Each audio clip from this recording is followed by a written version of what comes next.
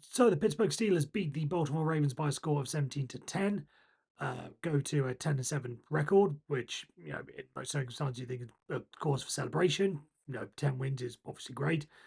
But obviously it's a little bit restrained today for two reasons. The first is we still don't know whether or not it's going to be good enough to get into the playoffs. We have to wait until the end of the end of play tomorrow. Well, maybe not even the end of play, depending on how results go. Throughout the rest of the thing, could all be wrapped up by by the end of the first game. We might even have to wait till the Sunday night game.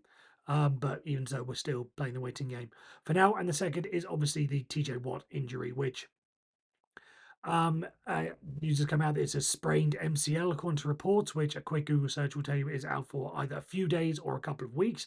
But the fact that TJ Watt apparently, again, this is all according to reports, said that he wanted to go in and play, you would think would lean that he thought he was fine and what have you. So again, if we end up playing next week, then we'll have to wait and see whether or not the TJ Watt thing actually comes to any sort of significance. But it does leave a little bit of a breath of fresh air in somewhat, because if it's only that, then it doesn't play into what my big worry was, that what if it's an ACL injury? And if you saw my preview for the game yesterday, what I was talking about of right, this is going to upset his off season, his rehab during the during the preseason and OTAs, and how's that going to affect him moving on into next season? So if it's only a sprained MCL, then that's good. So again, hoping that it's that, and hoping that we even have a game for him to come back for. But anyway, so moving on to sort of the overall analysis of the game. And what I said yesterday in the preview was I wanted to come out today, even if it was a win, or regardless of yeah, if it was a win, again, the results, what it will do for the playoff chances, don't care. We shouldn't have been in this position, so we've only got ourselves to blame if the results don't go our way and we don't get in. But what I wanted to do was know what the situation was for next season, and really, it's a tough. It was a tough game to sort of analyze, because with the weather, you can't really judge fairly. Like, it was a game for running the ball, which we did effectively, which was one of the points I talked about. So good that we managed to do that.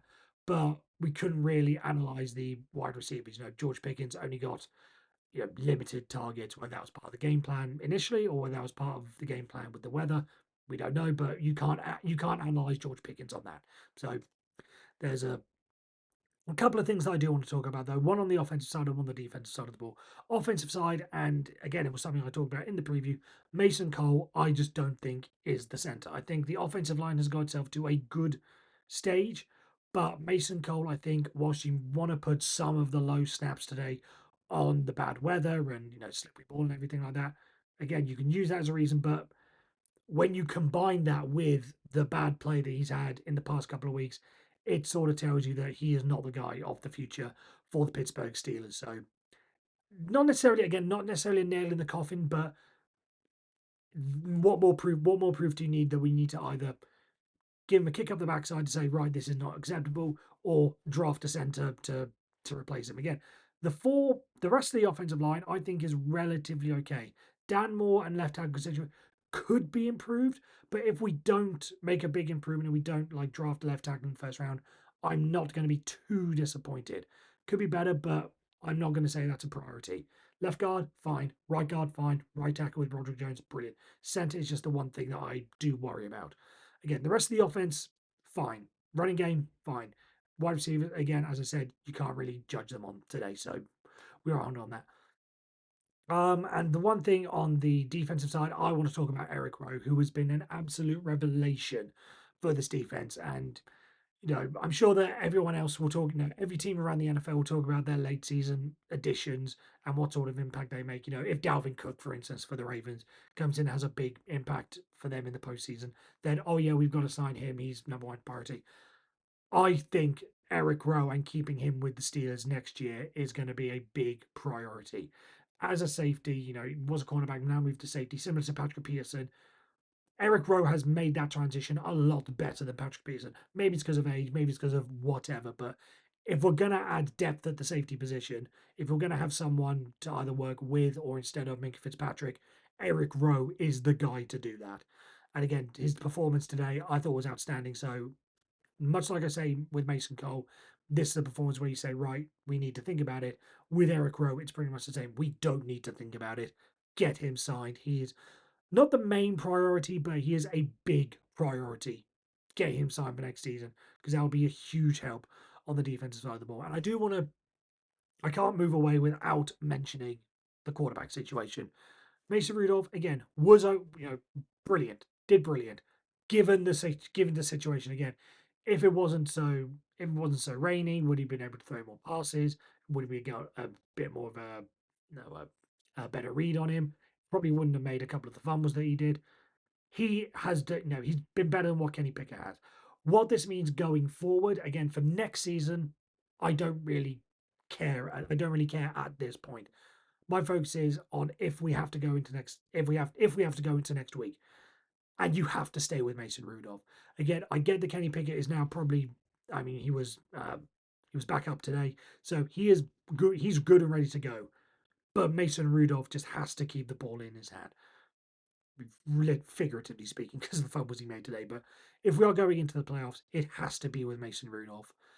Just the level of trust and the level of production that you have gotten from him in these past 3 weeks just cannot be ignored. Again, I like Kenny Pickett. I do think he has been harshly treated with the way his first off-season went, not being not being started, not getting the reps until later on, and then having to deal with Matt Canada. He has not been well treated. I'm not giving up on him just yet. By Thanksgiving next year, that's when I'm going to have my ultimate stay or go situation. I imagine the season will probably be around the same timeline because that's when you've got to start thinking about the fifth year option and everything. So Thanksgiving next year is when I'll come up with the definitive thing on Kenny Pickett. But for now, you have to stick with Mason Rudolph. If we are to have, again, whatever small chance you might think we have in the playoffs, I did tweet out today that we had a 1% chance of getting a win in the playoffs. And then without TJ Watt, that goes down to less than 1%. But that 1% is critical with Mason Rudolph. We have to have Mason Rudolph to even have that 1% chance, or even that 0.5% chance if TJ Watt can't make it back. But that's the basis of it all. Is if we are playing next week, it has to be with Mason Rudolph. He has proven that he deserves to be. He deserves to be the starter for the foreseeable future.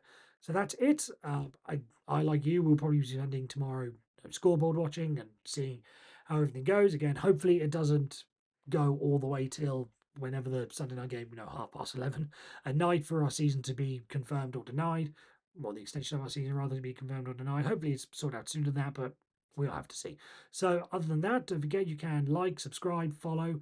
All the links to my other socials and websites are down in the description below, so feel free to check those out when you can.